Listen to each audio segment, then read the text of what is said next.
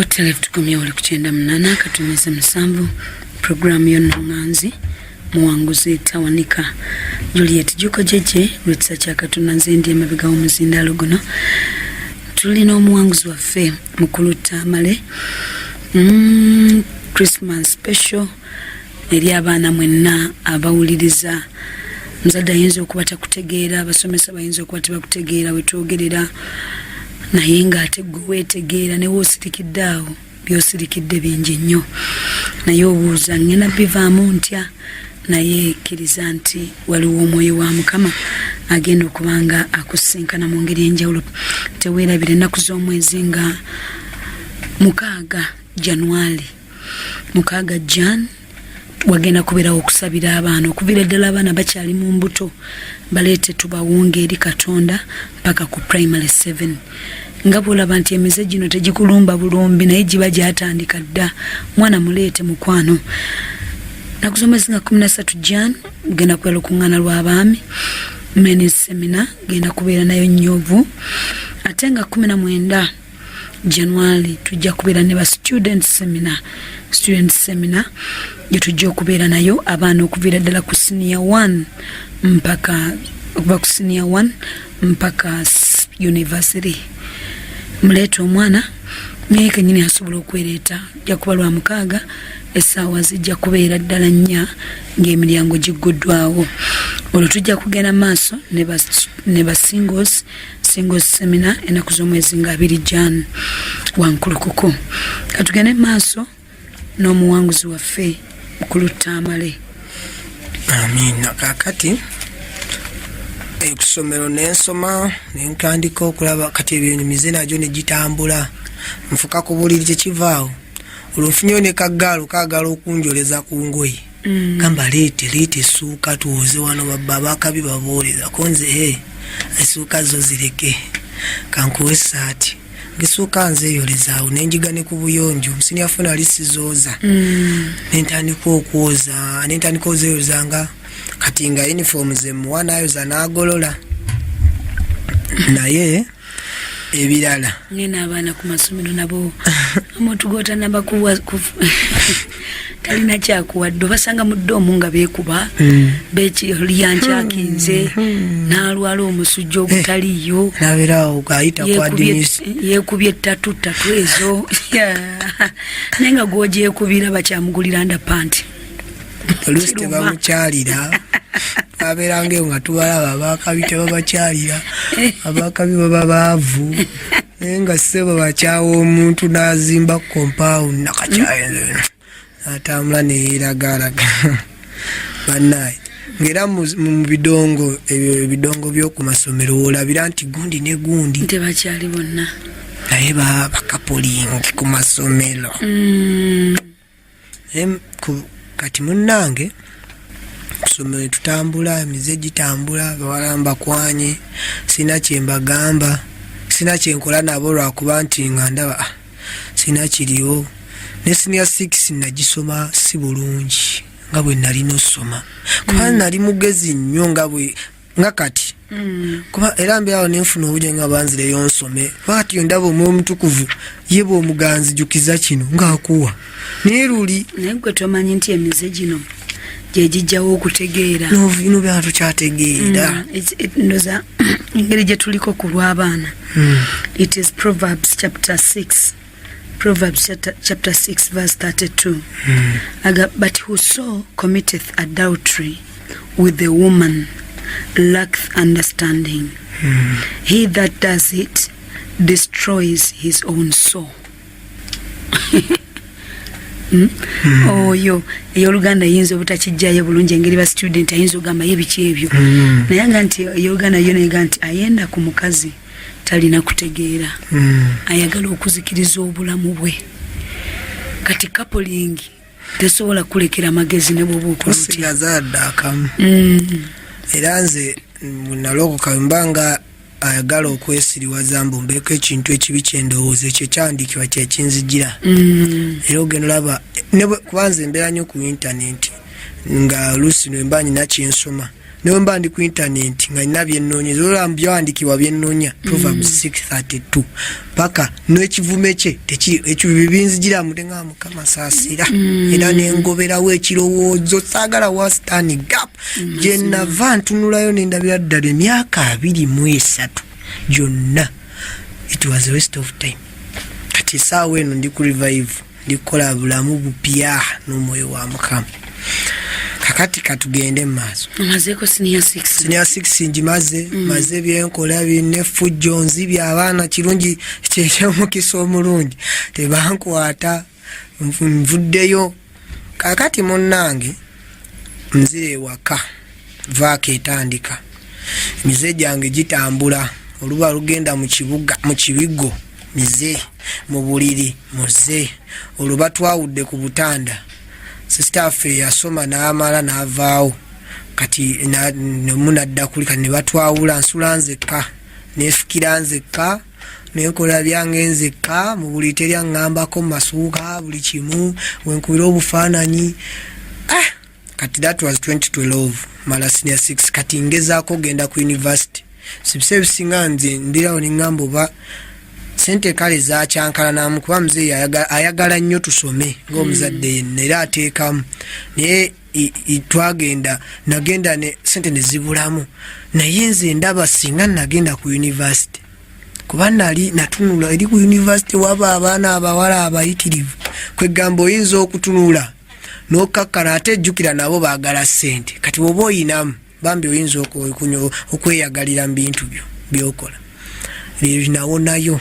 wadde nali njagala okusoma naye nze nga nawonayo byesiigayo mutukuvu ajja kunjigiriza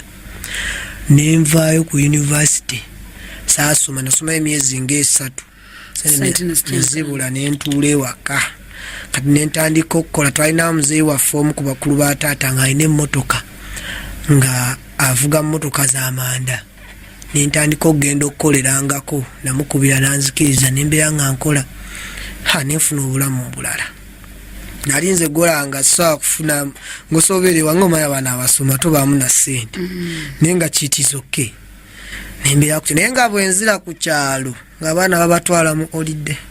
banemutwala omwana kwala olwotewe kyasukka bamala okunkwata n'oli ne baddamu ne bankwata n'omwana omulala. Nali ndi mu nju naye nga maama we yatugamba ddayo nga Kenneth weesonyiwa omwana wange nga buli wansanga ngamba kuba ayinza okusanga nga coincidence kumbe mubadde mwenna nakusanga ne mwefunga omaya abaana bebuzaabuza balowooza abantu abakulu bati gwe n'oyita eri ono neefuula alaga eri nakugaa Kenneth va ku mwana wange ategeererawo. Kati kwolwo lumu kibagambe nagenda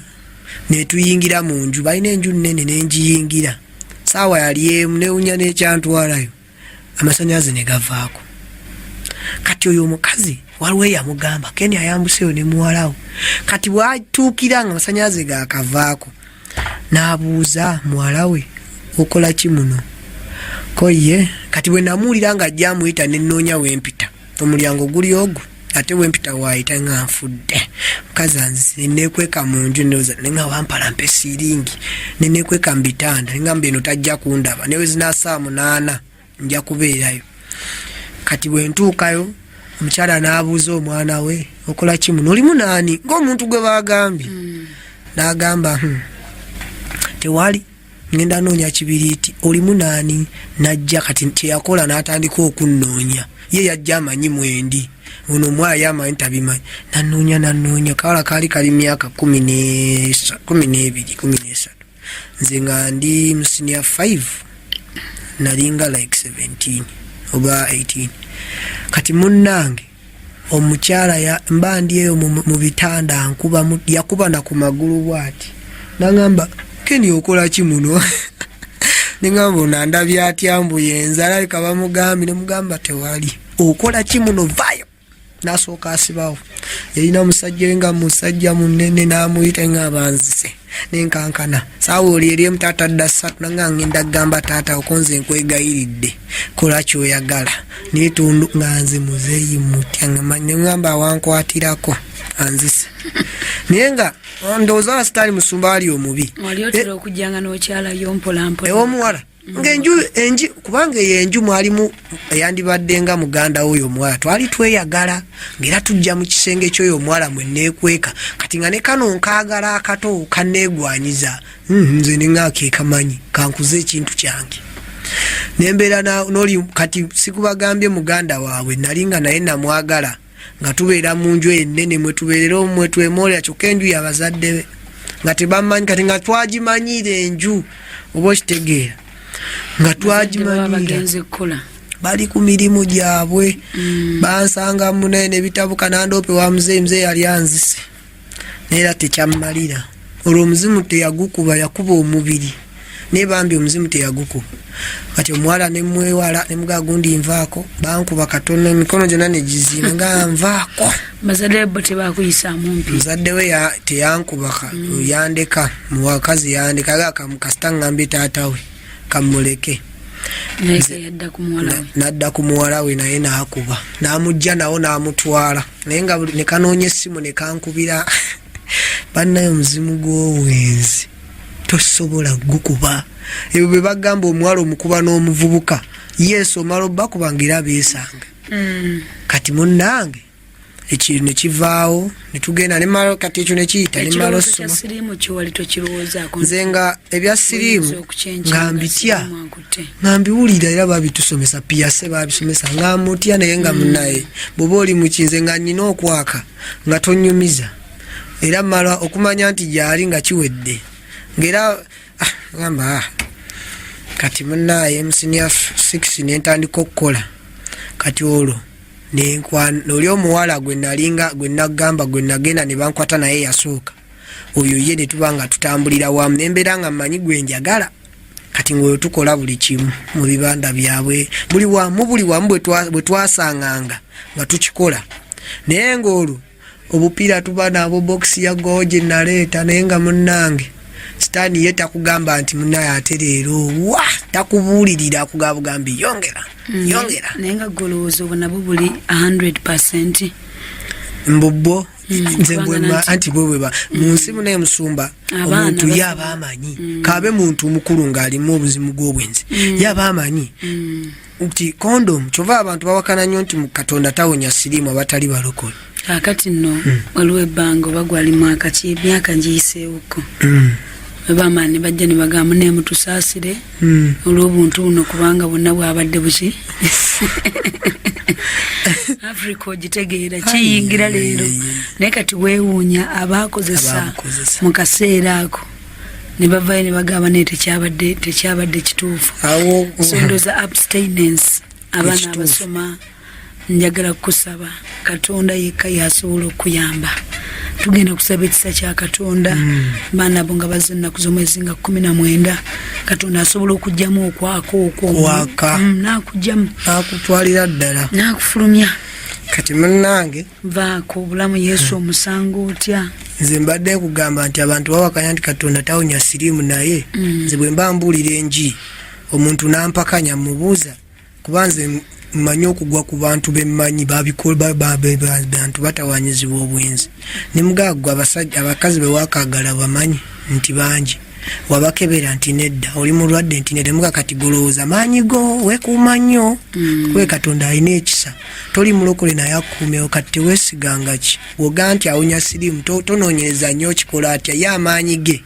tegalabika naye gakola nti abatannabitegeera kati awo nenkiva kati munnange ng'ekyo ekya siriimu kyo natuuka nenkulamu nga nkirowoozaako nga ngamba waliwo emyaka gye tuyita stupid age egyo nga toyagala kutegeera olowooza nti gwe wagenda okusoma osomera bazadde olowooza nti buli kyokola kiruma bazadde oluusi otuuka ne time nolowooza nti buli kyokola olumya musomesa asomesa gundi eyo subject eyo naye waliwo emyaka gy'ovaamu oyingira senior 5 awo obwongo obuseera ebisinga butera okuthinkinga kahead gwe tiwakifunako ekyo obwongo kati nze nakifuna nga mbyakusoma nengamba naye nga nsomye obusiniya 4 kanyongeremu ku maanyi nga sitaani takuganya era oba wenyikidde mu kitabo nakufunirayo anaatoloka nogenda ng'oyinza okutoloka ogenda ogule nga chapati, imagine chapati. Oba nogenda no withdrawing sente ku simu. Naye nga gy'ogenze mayiro nga 4 oba 5 okuva ku ssomero. Just infulumye nze ntoloka ku kisomero ffe batolosi baako. Naye nga singa omuzadde aba akuteeka ku kamera nga Katonda bw'atulaba ayinza okukaaba amaziga. Era nze kinnuma nnyo era Mukama bazadde bange. Vaaka tuyingire tulabe Yesu ngeri gyako ekikuleese wano. Byonna tubyogedde. Kati naye Musumba otya mu kifo kino. Kati ngenda ntambula nkuze ntandise okukola Musumba n'entandikira ddala okufuna ssente okukola nga just nkola nga tani boy. Ninga mpa ku ssente mutwalo ngogo mutwalo gummala obaako omuwala gwempa ne tubaako kye tukwasaganya n'ensisinkana abawala abayitirivu. Gwabwe lunaku. Nenjagala abawala Musumba. Nenjagala abawala mu nnyumba za naina omuntu oyampanga ennyumba nga ye ate taleetawo naye nga nze yagitandika nentandika oyo gwe nabeera nnyo naye omuwala nemukowa nemugoba nenfunayo awo abalala 3 ku kitundu ngono bwavaawo ono naddawo ngono agenda ngaeyo ye order one day kati ate awo wennyini wabeerangawo omukyala nga mufumbo nga naye oluusi ngamba boni gye mugambeko kati nekimbeeramu olw'okusomero navaayo njize n'omwenge era lumu natamiiraawo ku mizigo ne mugamba oyo omukazi nze mwagala kyokka ng'awulira era we navaayo ku makyanga zinkubye angova nga anko wabadde obadde ekyekikonzi tewali nakuwulidde oli amaze obbinyumiza bennayogedde wali wepangisiriza akayumba sinaba ngendayo mu bugenzi nva waka neŋŋenda kati n'abingamba naswala sadda nawo awo ne asengukawo ne tugende wala nakwana omuwala kati waliwo omuwala gwe nakwana ne mwagalayo emyezi 3 nenfuna ya mushinga oyo namukyawo ono awulire mga gundi nkubuulire sikyaswa beera naawe ngono njogerera wali afune amanye nti ye gwenkolaki gwenjagala ye mwenyini nangane sikwagala gamba guyakirako gweyakiddeko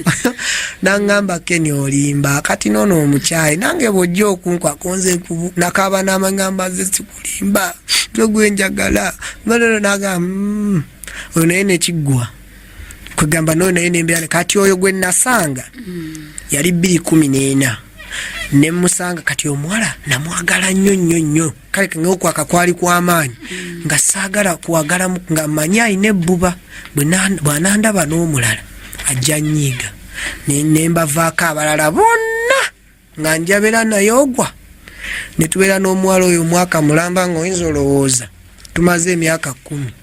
ne tutambula mu lugendo ne tutambula byatuukawo bingi ebyo olw'obudde mbimu kambyeke nembeera n'oyo omuwala ne tutuuka naye tweyagala nnyo nga toyinza n'olowooza tuyinza okwekyawa olwo nayiga okwetikka amanda nze neetikka ensawo y'amanda Musumba naye nga ndi muto naye nga njala ssente kuwa muwala oba okitegeera nga buli kasente kenfuna muwala engoye ez'akabi naye nga mba mutambula mu kuba siteepu 4 ng'abeera erigobeera eno ng'aye naye ng'ayaka ngamba ng'afazaali nga nze mpulira mirungi neŋŋenda kakati munnange nalina nentandika otambula bwentyo waliyo baganda bange eyo mikwano gyange bakazi baabwe mbaagadde mu mayumba gaabwe mwennyini naye nga nze kwegamba nga sitaani ye bannange kati Musumba sijja kukulisaayo ntuuka nfuna njiga emmotoka jigira ddala olw'omwenge ngunywa sente nziba twawogolanga amanda otoolako ag'omutwalo n'omuguzi agasigadde naye nga yetamanyi okwematiza okufuka ku buliri emyaka n'olwo gitambula nembeera ewaka kati kyenakola neŋŋamba kampangise kayumba nempangisa ennyumba kati twawe twali tutuuse abantu ala nagenda ne baganda nga hakini wano waliwo akawala akalungi naye simanyi oba kanaakuwona amazima tewayita bbanga omwakyo kanagenda omayanga mufumbo teyawona nenkwanayo omukyalo eyo omufumbo nakwana abakazi bangi Musumba mu myaka egyo nezira kulabanyirira kati munnange waliwo ne gwe nakwana awo oyo ye nalokoka naye naye waliwo ebyatuukawo ne tukolaki ne tudipa Katonda yaŋŋamba oyo si mukazi olwo maze olwokukira ddala kati kanzije ntuke ebintu byonna bitambudde sente nfunye abakazi njagadde nga kati waliwo olumu muzeeyi omu bwe yaŋŋamba naye Keni wali weekebezaako ne mpulira nga gwe bakubye essasi mu mutwe bwe nze ŋŋaana ekyayi kandi mulwadde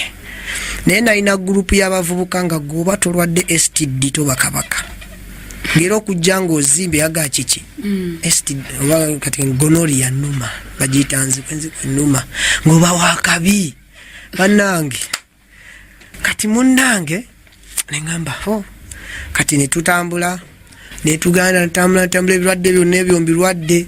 naye nga nze gw'olabanga okwaka kwennyina kw'amaanyi musumba napangisa nensetinga room ng'erimu ebintu ebyakabi nga omuwala nga yatuuseewo alina kuwa kyoyagala sente omuwadde enju yakabi obuliri bwakabi alowooza ye maama wewaka kati munnange nengenda mu maaso kati ekyaddako nagenda olaba nenga naye oba nje neekebezeeko nengamba naye sijja nenkola statement gyensazaamu buli lwensaba nze nagamba bannaye waliwo yali ambuulirako nengamba gwe nkubuulire gwe byogerako temuli nze okunzija ku kye bayita abakazi nga ngenda mu ttaka wali eyo statement nagyogera era buli lwensaba Mukama ngisazaamu kubanga nsijja fiira ku bakazi nze ndiyo kitonde kijja nalokoka kati munnaye ekyo kyo nga nakyogera owulira obuvumu nga nze mmanyi mu birowoozo byange tekisoboka naye simanyi nsigo ebyo byonna nze sibimanyi mbitegeredde wano kati munnaye neŋŋenda maaso kati nakwana omuwala awo mu kitundu ekyo kyenabeeramu ebirala kambireke namuku nga okulokoka nakwana omuwala kamwogera oyo ye talina buzibu bamuyita Saida naye yaŋŋamba mpita Mase yali asabira wano ne wa Pastor Budingo ku Sande naŋŋamba kati nze nga nyina omuze kuba waliwo omwagwe nakwana nga nyumanyi ebyabasenga nembigenda anyumanyi bino obusopu bw'oku TV nembulaba nga tufuna emboozi kati munnange naŋŋamba nze nyumirwa nnyo owuliriza enjiri konze yaawo buli muwala gwe wakwananga weganga kyayagala kyanyumirwa ofuba okulaba nga naawe okiyigirawo tufune layini ate tutuulaawo twebowe katulina oba ne layini yabyabasenga nemwewemula nemuseka nemuwanika amagulu kati ng'ebyo bye mubeeramu kati munnange kyenakola ofunye ono ampadde enjiri yampa stations 98.7 kiseera bwe yali yakatandika mwaka kyogoba teri myaka ebiri kati wali wayiseewo emyezi yagimpanga yali 2017 awo mu Gw'okusatu awo weyagimpeera nze nga nze ndi muntu wa music nnyo wensi gwenjagala nga nina ennyimba nga 10 ku memory card naye ng'ombuuzi oziwuliza ddi nga muganziwuliza ate nga nzimanyi nga mbeera awo nze kati omwenge nnywa buli kimu nga nze nyinza onywa nentamiira naye nkola buli kimu ekyetaagisa ekyekisiru ku myaka emito nga ndi muto nze nga si musajja mukulu nga ndi muto naye nga nze nyinza okunywa ecupa ya Rwenzori nga nywa vodka yekka ennene 1.5 nga nywa half namba nenteeka ali nenkya nenywayo ka half kange naye ng'omanye volume ze z'oba onywedde oyinza n'okufa nga hangover emalako wiiki nengamba ye at least kati obuzibu bwajja station bazimpadde entandiko kati lumu mba nzija nga wakampulize ku radio zino nomwala zampampuliriza ku ye obeerako nga sibitegeera nenja nga nekampulize ne ku yokubiri nteekako eno nsumba Tomi alinanga buno bwebijjulu nga alinayo kayogera nate nga nze nkanga baganda bange oyisa bubi bano ki nga kansesa nga just njagala nkawulire kansese kati ng'oluusi ngenda okukatega nga simanyi nti bijjulo mbya saawa kati nga njagala nkatege oluusi nsangako enjiri nenjiteekako nempuliriza mpa n'enjiri kye yankola nentandikira lumu n'omusajja bino bigambo byayogera abijjawa olwo nno mbeera n'omuwala naye n'oli nkyagala omukwana yali akola mu botiiki nagula engoye ng'atunda engoye empya nga za bbeeyi nga nze nzigula nengulira abeeri nengulira abawala abalala nengulira ono kati nganze keni nalesa akapya kaleete 3.5 nganza okugula engoye za mpolo ba 10 sente olwo ziyitaawo tezinanyo oyambaza bawala nange olusi neyambalira omulokole naye watandika omwambaza omulokole nga njagala omusula mu kikemu bambi nga omanya abawala naye nga oli omuwala bambi yali yalokoka ngagamba ogenda oya nekeni eyakuwa 98 ndeka ngambambi keni ndeka nemuga oy kale nemuleka kati ntandika owuliriza enjiri nenjinyinyiitira nali nkola nendekerawo okukola nawuliriza enjiri eyo emirundi 3 olwaddako nga leero sijja kukola nemugende kusaawa mmeka olwo ogitega saa mmeka nateekangako ekiro olusi nze nagendanga okukola nga nvuga emmoolo nayiga okuvuga emmoolo kanfunye neyanga nze ngivuga kagamba ng'onoonyeza wiiki n'osasula ebanga yiyo kati ebanga yiyo kati munnaaye nentandika kati ngagiza owuliriza enjiri nkomya olusi saawa 4 nenteekako ekiro nempuliriza nebigwa nenkuba otulo ekijjulo nenkyuza nenseka ekyokutiisa abaana mbw ate nebafaka nenfe enseko kati tukomewo mu dakiika ntono nnyo Ken. Owuliriza 98 katonyeza musanvu MCF Radio emmere y'omwoyo gwo. Tusubwe enjiri ya Pastor Tom Mugerwa buli lwa mukaaga okuva ssaawa 1 paka ssaawa 3 ez'okumakya wano wokka ku 98 katonyeza musanvu MCF Radio emmere y'omwoyo gwo.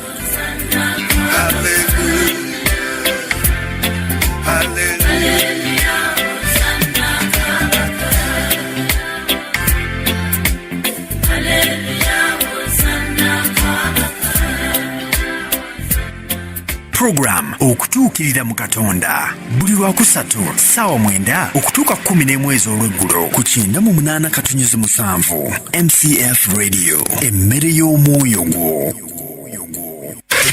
Gulukukayaka